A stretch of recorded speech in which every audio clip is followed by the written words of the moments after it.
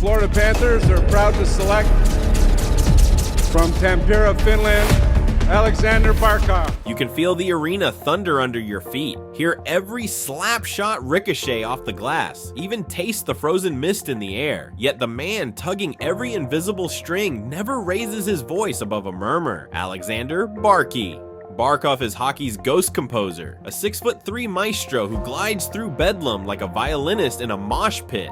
Silent, elegant, lethal, he leads without chirps, celebrates without selfies, and somehow leaves opponents flat-footed while the crowd is still finishing its gasp. How did a soft-spoken kid from Tampere, Finland, population smaller than some NHL Twitter followings, haul a forgotten Sunbelt franchise to Stanley Cup glory? And why, in a league that markets personality as hard as talent, does the most complete two-way force on the planet still lurk in the shadows? Stick around. The answers stretch from pre-dawn Finnish rinks to the sun-bleached streets of Sunrise, and they'll rewrite everything you think you know about superstardom. Loose puck, Barkov on the backhand score! When Florida stepped to the podium at the 2013 draft, most insiders expected flashy Jonathan Drouin or iron-willed Seth Jones. Dale Talon instead announced, from Tampere, Aleksander Barkov. Gasps flew across the room. The scouting reports were blunt, too quiet.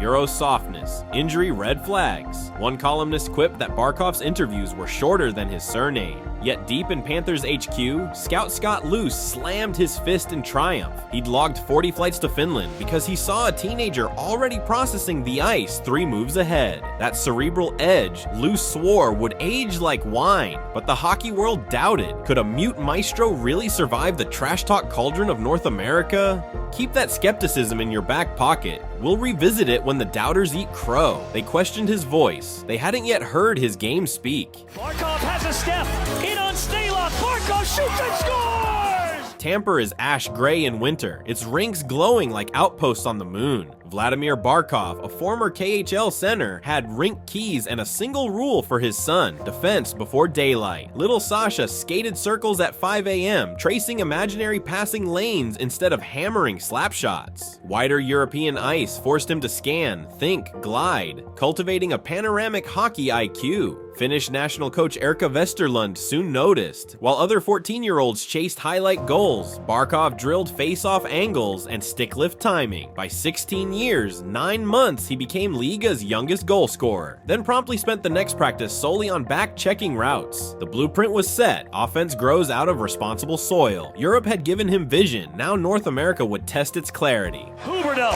for Barkov! Save by Aleksander, and it goes in!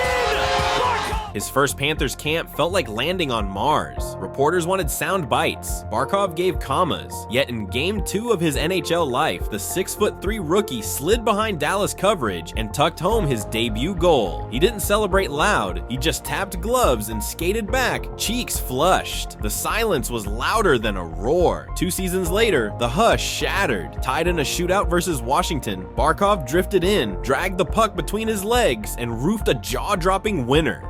Broadcasters exploded. Barkov merely grinned. The message: he didn't need words. He had wizardry. Injuries nipped at his early seasons, and skeptics resurfaced. Was he durable enough to carry a franchise? Florida's front office answered with a 6-year extension. Risky? Maybe. Visionary? Definitely. Money talks. Yet Barkov still whispered. But someone legendary would help amplify the message. There's a big knot, big dent in it. Barkov behind his back and he scores!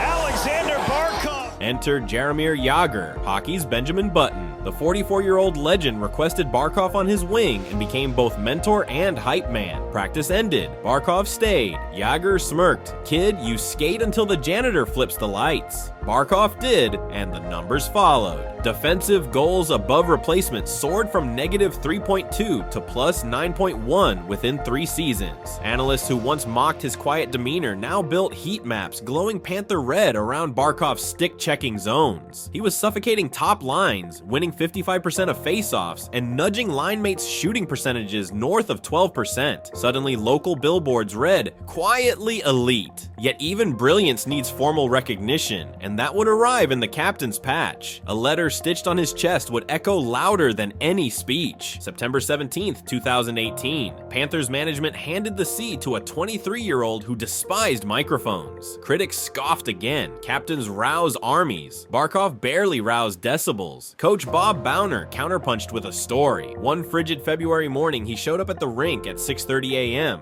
Barkov was already on the ice, perfecting faceoffs. By 7:15, half the roster joined him unasked. Leadership through gravity, not volume. His first year with the C produced 96 points and his usual blanket defense. Teammates joked that when Barky finally spoke, it was like a fire alarm. You moved fast. Accolades were inevitable, but one trophy would silence every doubter. May 10th, 2021. After finishing top 5 in Selke voting 3 straight seasons, Barkov finally bagged hockey's defensive crown with 62% of first place votes. 2 springs later, his Panthers captured their maiden President's Trophy, then rode that momentum to the 2024 Stanley Cup, ousting Edmonton in 7. During the on-ice podium chaos, Barkov's entire acceptance speech was 23 words. A Stanley Cup champion who still didn't hog the mic. Off ice, the NHL noticed his quieter mission, raising millions for endangered Florida Panthers, the feline kind, and funding a youth rink in inner-city Miami. The league nominated him for the King Clancy Trophy, spotlighting humanitarian giants. Hardware glints, banners hang, but greatness keeps grinding. Flash forward to this season, 51 assists despite a mid-season upper body hiccup. Opposing coaches throw their top checkers at him. He absorbs, then dismantles. One metric sums it: since 2018, he's top 5 league-wide in combined wins above replacement, yet he ranks outside the top 15 in jersey sales. Maybe flash sells, maybe substance lasts. Analysts debate where Barkov sits among modern centers. His supporters cite a face-off win drought for McDavid whenever Barkov shadows him.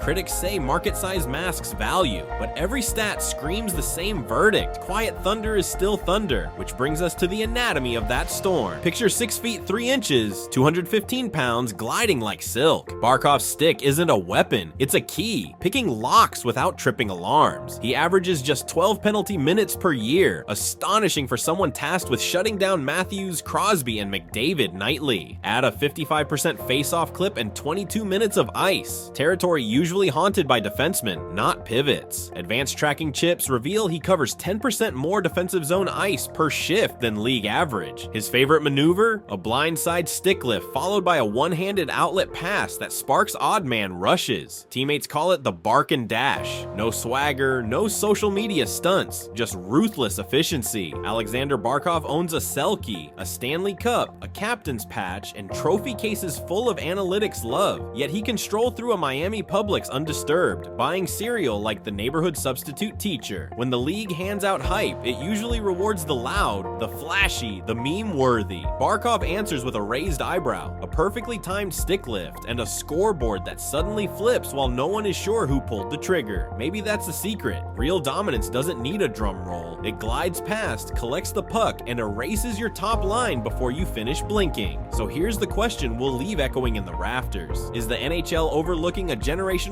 two-way giant simply because he refuses to advertise himself? Or is Barkov's quiet brilliance exactly what makes him legendary? When the future writes its top 10 list of all-time centers, will the silent Finn from Tampere be the name casual fans scramble to Google while purists nod knowingly?